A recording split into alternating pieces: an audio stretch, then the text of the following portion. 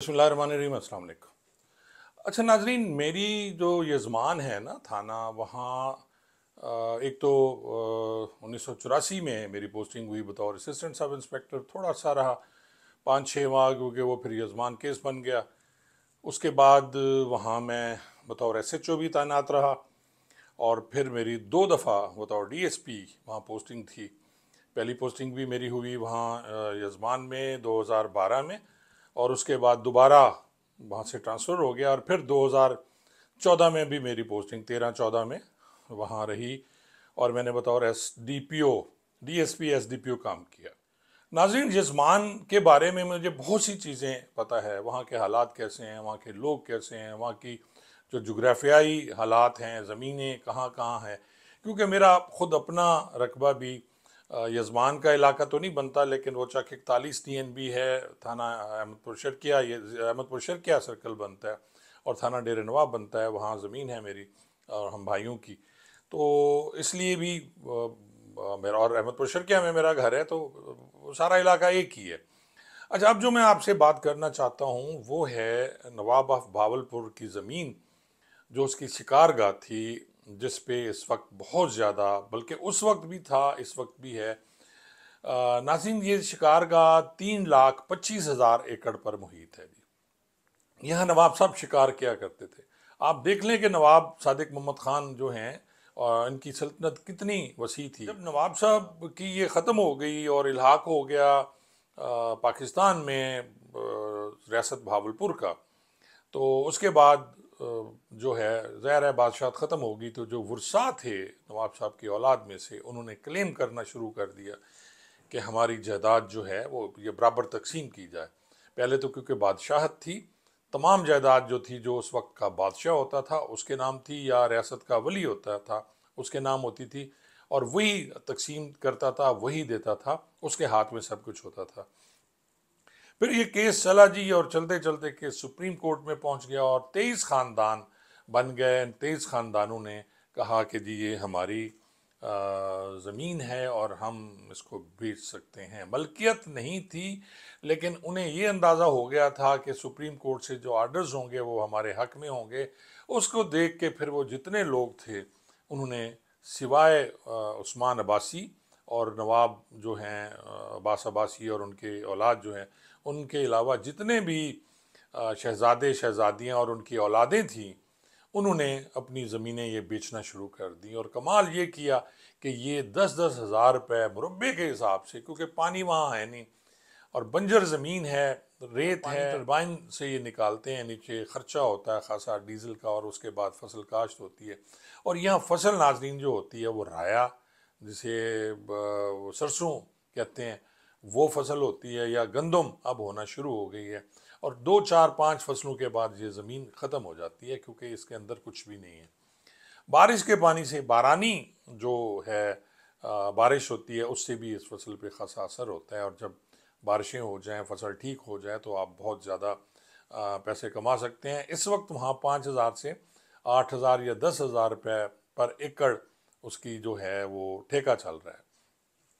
अब मैं फिर वहीं आऊँगा नाजरीन, कि जी इस ज़मीन को, क्योंकि बहुत बड़ी ज़मीन थी, वहाँ के लोगों, ये पंजाब पूरा, अपर पंजाब, बलूचिस्तान, सिंध, ये तमाम लोग जो थे, वडेरे और बासर लोग, उन्होंने सोचा कि ये ज़मीनें ले ली जाएं। नाज़रीन, ये ज़मीनें मुफ्त ली गईं, और इसी तरह वो जो शहज़ादे और शहज़ादियाँ और उनके जो वरसा थे, उन्होंने ये किया कि वो एक एक ज़मीन जो है जिसके हिस्से में, वो 4-4 बार, 5-5 बार बेची गई। और बेची किस तरह गई, वो स्टाम्प पेपर्स लिख के दे दिए गए। अब ABCD जो भी गया, उसने पैसे दिए और ज़मीन ले ली। अब जब ज़मीन डिस्प्यूट हो गई नाजरीन, तो फिर वहाँ शुरू हो गई जी लड़ाइयाँ। और लड़ाइयाँ इस तरह के, जब मेरी पोस्टिंग थी उस वक्त भी थी। अब बतौर DSP 2012 की मैं बात कर रहा हूँ, फिर मैं बाद में रहा 14 में, तब भी इसी टाइप की लड़ाइयाँ होती थी, बड़ी ख़तरनाक लड़ाइयाँ होती थी। क्योंकि बहुत से क्रिमिनल्स लोग जो हैं, वो पूरे पाकिस्तान के वहाँ आके लोगों ने बिठा दिए, क्योंकि वहाँ एक ही कानून चलता है, और वो कानून है ताकत का, कानून है लाठी का, कानून है बंदूक का। और इस कानून पे सब कुछ चलता है। बहुत से लोग ऐसे शुरफा जिन्होंने ज़मीनें ली, काश्त की, जब फसल उठाने का टाइम आया, तो पता चला जी बदमाश आए गनों के ज़ोर पे, उन्हें जूते मार के भगा दिया और वहाँ बैठ गए। पुलिस भी इस पे हाथ साफ करती है, पुलिस वाले भी इसमें शामिल हो जाते हैं, कुछ ऐसे लोग कि जी ठीक है, मुकदमा दर्ज नहीं करना, आया उसे भगा दिया, मुद्दई कोई ना बना, आगे सुनने वाला ही कोई नहीं है। कहाँ जाएंगे वो जी, किससे शिकायत करेंगे?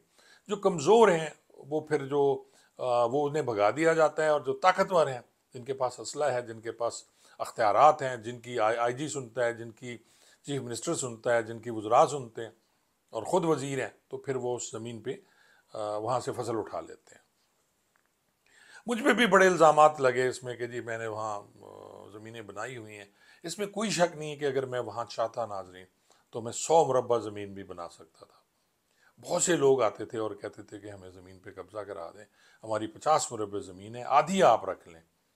बड़े आराम से देने को तैयार होते थे कि आधी रख लें, लेकिन मैंने, खुदा गवाह है, 1 इंच ज़मीन, और ये लोग इसके गवाही देंगे, बहुत सी एप्लीकेशंस मुझे हुई, मेरे अफसरान ने मेरी इंक्वायरीज़ की, जी मैंने वहाँ ज़मीन बनाई है, लेकिन कोई शख्स इस बात को आज भी साबित नहीं कर सकता कि मेरे बच्चों के या किसी भी मेरे बंदे के जो ज़मीन नहीं है वहाँ जी। और अल्हम्दुलिल्लाह मैं इसका हलफ भी दे सकता हूँ, हर जगह मैं फेस भी कर सकता हूँ, क्योंकि मुझे ज़मीन से नफ़रत है। मुझे इस टाइप की जो ज़मीन, डिस्प्यूटेड ज़मीन है, उससे नफ़रत है। वो इसलिए कि मैंने इस ज़मीन की खातिर बच्चों को माँ को मारते देखा है, बेटों को बाप को मारते देखा है, बाप को बच्चों को ज़िबा करते देखा है, भाई को भाई से लड़ते देखा है। इतना बुरा शौक़ है ज़मीन का, और अल्हम्दुलिल्लाह अल्लाह ने मुझे इससे बचा दिया, और मेरे बच्चों को भी अल्लाह ने महफूज रखा है।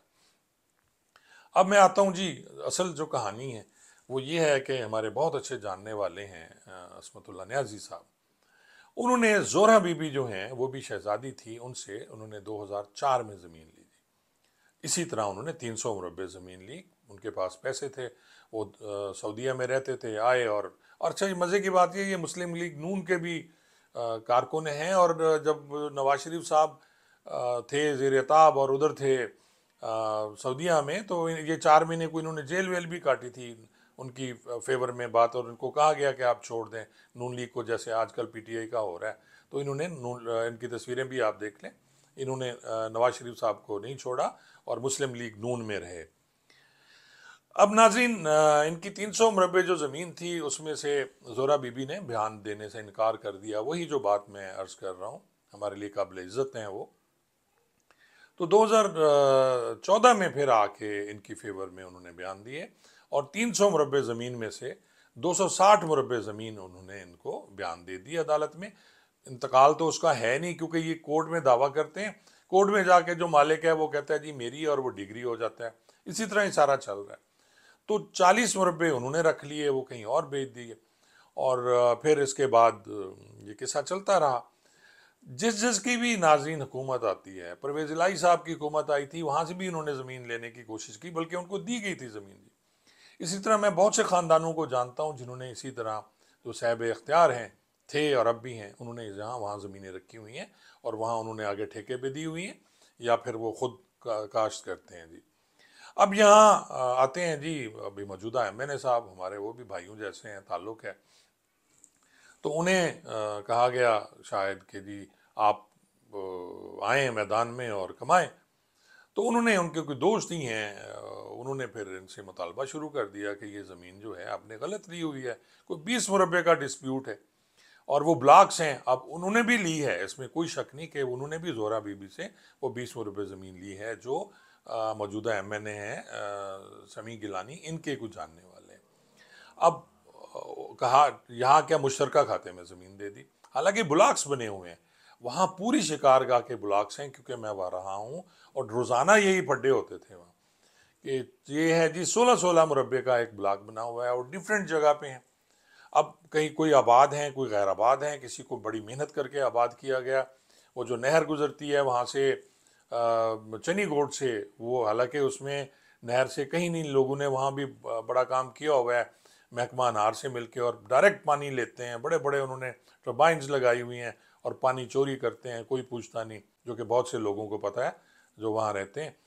तो नाज़रीन, अब ये हुआ कि जी MNA साहब ने पर्चे कराने शुरू कर दिए, बाख्तियार हैं, अब पुलिस ने थोड़ा सा फिर जोर दिखाया, डीपीओ साहब और आरपीओ ने, और इसी तरह जो एडिशनल आईजी पंजाब, जो जनूबी पंजाब हैं, उन्होंने रेजिस्ट किया। तो फिर उनके खिलाफ तहरीक इस्तेहकाक एमएनए साहब ने जमा करा दी। पिछले दिनों वो जो डीआईजी साहब हैं, खासे शरीफ आदमी हैं, वो तहरीक इस्तेहकाक में पेश भी हुए, बैठे रहे, फिर वापस हो गए, शायद पेशी नहीं हुई या क्या हुआ। तो कहने का मतलब ये है कि जी जिसका इख्तियार है ना, जो ताकतवर है, वो समझता है मैं ही ताकतवर हूँ, वो फिरौन बन जाता है। उसे नहीं पता कि कल क्या होना है। मैं तो बस यही कहूँगा जो हमारे अरबाब इख्तियार हैं कि वक्त किसी का नहीं रहता। आज आप हैं, कल कोई और होगा, फिर आप रोते रहेंगे। आपके सामने मिसालें हैं पीटीआई वालों के साथ जो हुआ, और जिस तरह मुकदमा दर्ज किए गए राना सनाउल्लाह के खिलाफ, झूठे मुकदमा क्यों बनाए गए जो आप साबित ही नहीं कर सके जी। नवाज शरीफ के खिलाफ बने मुकदमे सच्चे थे या झूठे थे, बनाए गए जी, सजाएं दिलवाई गई, हर चीज़ क्लियर है, हर चीज़ साबित हो गई। और आज वो उन्होंने कहा था ना मुशाहिद हुसैन ने कि जी ये रोएंगे और इनके आंसू पूछने वाला कोई नहीं होगा।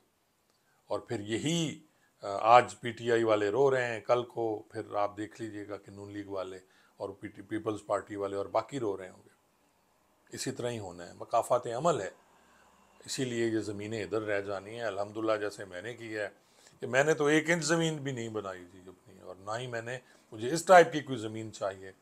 अल्लाह मुझे देगा, अल्लाह अपने अपने रिस्क से बहुत कुछ दे रहा है मुझे, घर बैठे दे रहा है। लेकिन इस तरह की छीना झपटी, बदमाशी, मुकदमा दर्ज कराने, झूठे मुकदमा दर्ज कराने, ये बिल्कुल गलत है। तो मेरी रिक्वेस्ट होगी उन साहबान से और पुलिस वालों से भी कि मेहरबानी करें, गलत ना करें। अल्लाह देख रहा है और इसके जवाब दें। बहुत बहुत शुक्रिया।